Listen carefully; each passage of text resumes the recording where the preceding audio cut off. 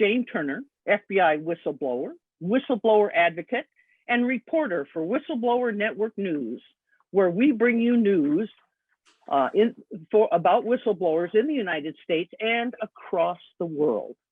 Today, we have a member of parliament from Romania, and I am very, very excited to introduce you to Sebastian Burduja, and he is an MP, and he is also an advocate for whistleblowers in Romania. How are you doing today, sir? Very well, ma'am. Thank you for the invitation and for this opportunity to share a few thoughts on whistleblowing in Romania and the European Union, and on a few things we're working on right now to improve the legislative framework. And we're going to get into that, but I think people should know that you are a graduate of Harvard and Stanford. And so you're no slouch when it comes to leadership. You have really some impressive credentials.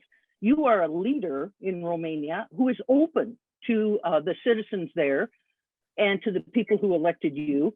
And you seem to be the right person in the right place at the right time for what is going on in Romania concerning whistleblowers. Can you comment on that? Well, thank you for the kind thoughts. Certainly, I'm very grateful to the United States for the opportunity it's given me. And I have had this opportunity to go to Stanford and then for a double master's at Harvard, and then work for the World Bank for 4 years in Washington, close to 4 years, and then came back home after 12 years. And my wife is American, so that is the best gift that America gave me. And we're very fortunate to have beautiful children and continue to grow our family here in Romania.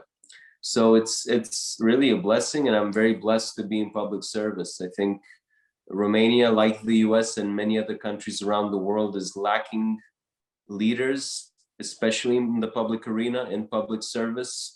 It has plenty of politicians, but not enough leaders. And history will tell, but I think that I'm striving to make a difference in people's everyday lives.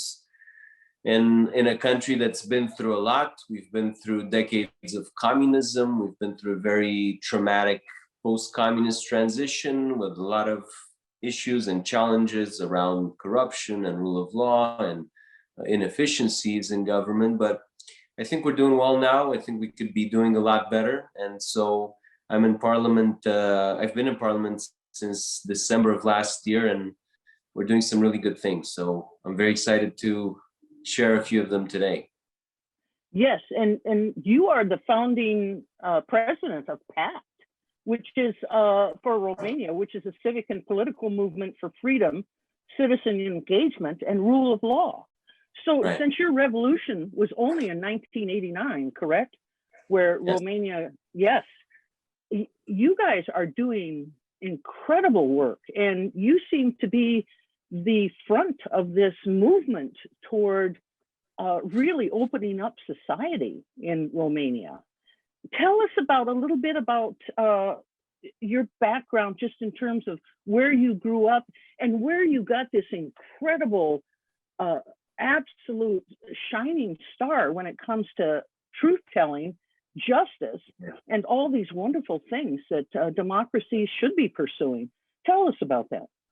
Yeah, I grew up in a small town in the north of the country, in a very close family, and I was about 5 years old when the revolution happened, and I don't remember much, but I do remember there was a lot of hope when Romanians brought down communism. It was an incredible revolution. Unfortunately, the only revolution where blood was shed. There was over 1,000 people dead. But we came out of that with so much hope that things were going to be different. And then, basically my childhood and the childhood of people of my generation was marked by this feeling that we could be doing more, but for some reason, and it was often related to politics, the country was stagnating or even taking steps back. And so there was a sense that there was a lot of injustice related to the conditions of the society, the fact that you could be working hard, you could be very, very smart, but if you didn't know the right people, if you didn't, even pay the bribes that you needed to pay to get ahead, then you couldn't succeed. So I guess it was the Romanian nightmare compared to the American dream. And we've gradually turned that around. It's helped us that we're now part of NATO and the European Union, Yeah. and we have a very strong and close partnership with the United States. And so all these things, I think, led us to be a better society today.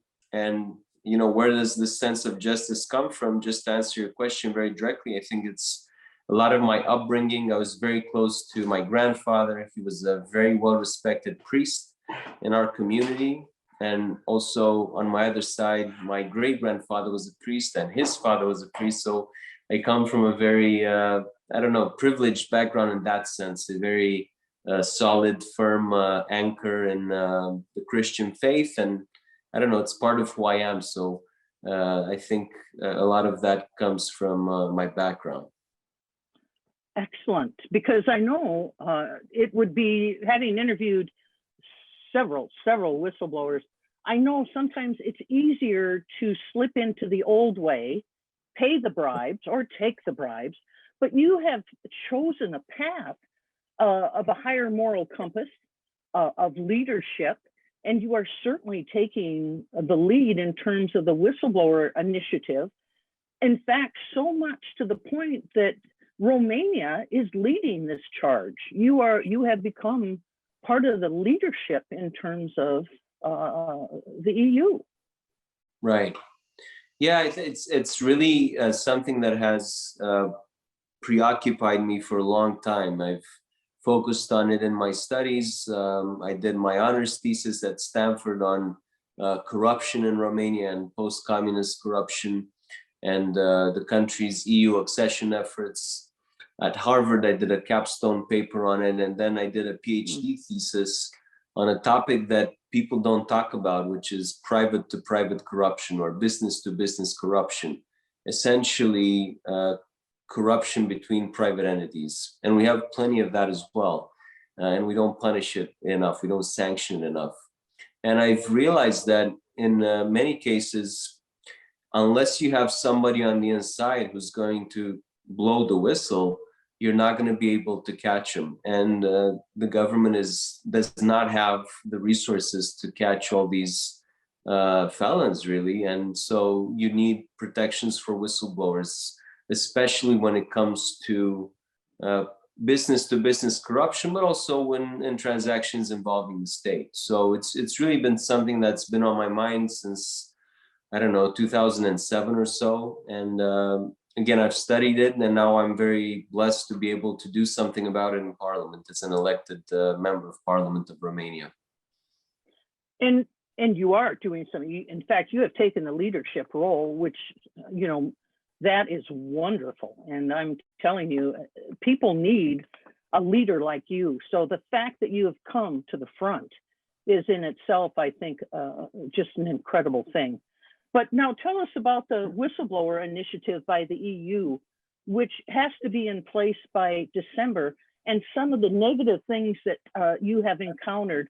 And I wonder if the communist rule at one time has kind of colored whistleblowing, in terms of government informant, rats, snitch. Right. Yeah, right. Can you tell us about that? And the initiative is the important thing. Absolutely. So again, we're very blessed to be part of the EU club. It has a lot of good things for Romania in terms of economic development, of rule of law.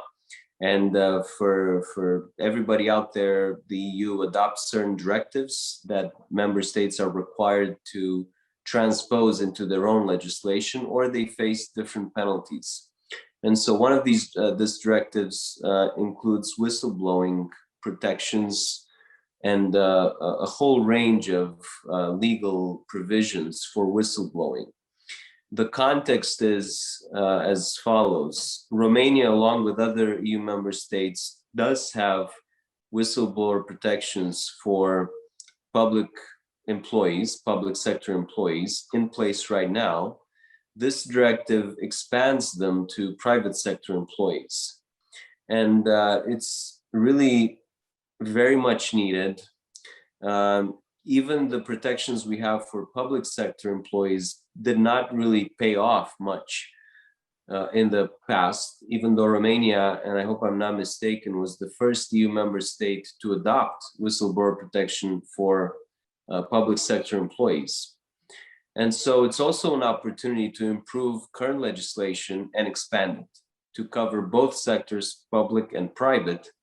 And we've pushed a lot for the elements that we believe have shown great results in the US and beyond, which is, enhanced protection, anonymity, and obviously rewards. The reward component is especially sensitive in a country that, as you rightly noted, and thank you for raising that point, has been through communism. Yes. It is said that Romania had back then 3-4 million people who in various capacities were collaborating with the secret services, with the secret police, out of a population of 20 million. So there was a lot of suspicion among people. That was one of the tactics of the communist regime. People were encouraged to tell on their neighbors. They were often threatened to tell on their spouses, on their children, on their parents. So it's a society that's been through a lot, and this idea that you're gonna tell on somebody else has some resistance, and I think it's perfectly normal. We just have to really explain what the purpose of whistleblowing is, what the kind of acts that it helps prevent or uncover. And it's not easy. It's not easy even just among the political spectrum to persuade parties in parliament, even fellow party members. But I think we're making good progress every day. So it's just a matter of time that I think Romania will be able to adopt in its legislation and transpose this directive. And just to end on this note, I mean, we've had a very good dialogue with the Ministry of Justice, our Department of Justice, if you will. And so they've taken on this role of bringing to Parliament a final draft of this bill. And so once we get to that point, we'll be able to amend it and improve it in Parliament. Excellent. And does it still have the mandatory reporting in it that you have to report to your company or business prior to going outside? No, so we've tried to take that out. In our version, we don't have that in there because obviously we want to ensure that whistleblowers are comfortable and they don't face repercussions, and they have an easy time reporting illegal acts. I think that's the main key difference between what was happening in communist Romania. People were telling on their neighbors for acts against the regime or perceived acts against an abusive dictatorship, whereas now we're talking about people blowing the whistle or uncovering illegal acts that basically mean the government, the society is losing a lot of money, a lot of resources that are ending up in the wrong pockets. And instead of benefiting the whole society and the future of our children, they're being stolen essentially from the people. So it's quite different. And again, it's not easy to understand. Maybe we need to do a better job at communicating it. And certainly this kind of interview helps. And thank you for all the work you're doing. And so I commend you and your organization for what you do. And we'll be sure to share it widely in Romania as well. So hopefully it will help break some of these, mentalities. Yes, you're a very wise man. Not only are you charismatic, but you're very wise. You're too kind. No, I call it like it is. Let me tell you, up until about 20 years ago, here in the United States, being a whistleblower was not seen as a good thing. Right. And there were several bad names attached to it. But in the last 20 years, due to the National Whistleblower Center and whistleblower advocates, this has slowly turned around, especially when word has gotten out how much money. I mean, the amounts are staggering. I've talked to a whistleblower in Africa. It was just trillions of dollars that were being sucked out of the country there. The whistleblower blew that fish rod out of Iceland. I mean, you're absolutely correct. There's a massive amount of money that's being drained out of countries. And Right. I think you are so wise to get in front of this. Is whistleblowing a radical concept in Romania? I mean, do you have any other allies who are helping you? Well, I mean, obviously there's people in academia who've studied it. There's people in civil society. We have a national integrity agency, which is quite well respected. Romania has one of the most advanced legislation on asset statements.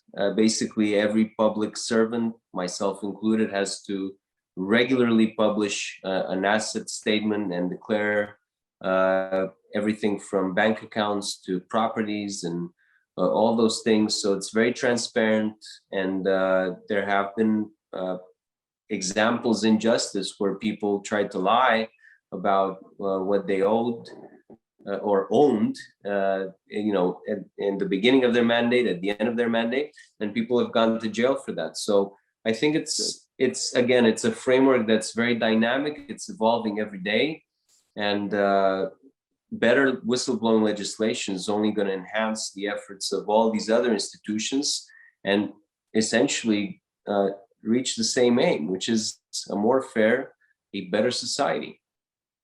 Exactly. You're just spot on. And are you keeping monetary awards in for your whistleblowers? I know that's a point of dissension among some people. Are you keeping that in? It's a point of contention. We're certainly pushing for it. In our version of the bill, we have it. In the comments we sent to the Ministry of Justice, we've pushed for it. We've explained time and again that if you don't have that in, then it's not going to be as effective, not nearly as effective. And it's not about rewarding, telling on somebody else. It's about incentivizing the uncovering of illegal acts. It's about granting the whistleblower enough protection and comfort that it's not easy to blow the whistle. And I can imagine a lot of people have come to me once I announced that I'm working on this topic. A lot of whistleblowers have come to me, or prospective whistleblowers, and they've told me how hard it is what they're doing, how they're putting their whole career in jeopardy, their families, their own personal safety, the safety of their children. You cannot emphasize it enough. And so, it seems to work. I mean, it's not only the right thing to do, it's what works in practice. And I've had many conversations with prominent whistleblowers like Brad Birkenfeld, and he is from Romania originally, and others as well. So if you talk to them, I think you clearly see it, that you need that in there in order for the framework to work. Yes, and let me tell you, any resources you need from the National Whistleblower Center, from a cadre of whistleblowers here in the States, we freely offer you that, because you are really the guiding light there, not only in Romania, but the EU. So any support we can give you, we're there for you. I don't know what else to say besides we are there for you. I'll take you up on that. And I think indeed, if we manage to do this in Romania, it could be a good practice example for other EU member states. Now, to persuade people, fellow legislators, we're pulling together examples of other countries where rewards are currently in use and the results they've shown. And so anything like that would be very helpful, because we love seeing best practices from other countries and saying, hey, if this worked in the States, or if this worked in Korea or Singapore or any other countries, let's do it. Let's try it out. Yes, that's a wonderful philosophy. Now, if I may intrude on your future plans, somebody wanted me to ask if you will be running for president of Romania. Well, I'm not trying to play politics or give you the politically correct answer, but I've taken my life step by step, and I don't want to jump over any stages that are, we have a saying in Romania. I guess you have it in the States as well. Everything in its time, everything at its right time. I have my own faith and values, and I think if it's going to happen, it's going to happen, and it's meant to happen.